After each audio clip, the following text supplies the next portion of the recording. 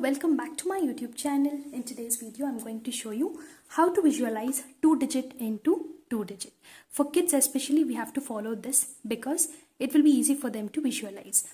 Initially, they should be able to visualize a single digit with a double digit. If they are able to do that, then you can make them practice this for about a month or two, and then they'll be able to visualize completely without even writing any single number.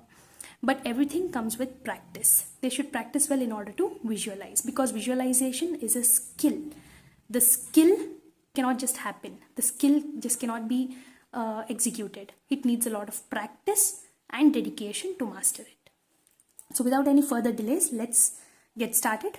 For example, 69 into 73. First we have to do 6 into 73.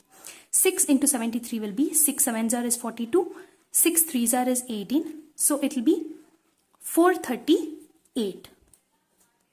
438. Now we should do 9 into 73. 9 into 73 will give me 9 sevens are is 63. 9 threes are is 27. So it will be 657.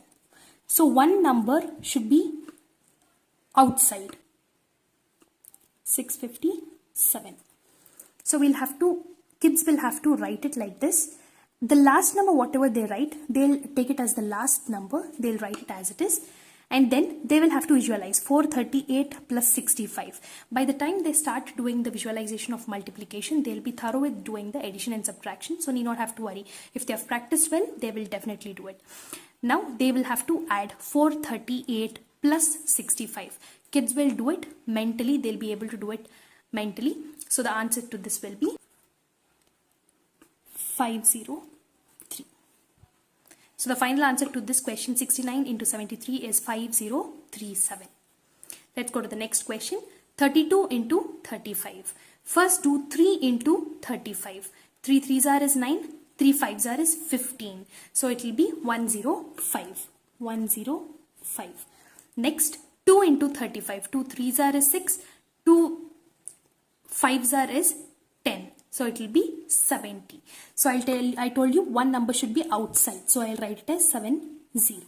So my final answer here will be 1120 as it is. The last number, I'll take it as it is.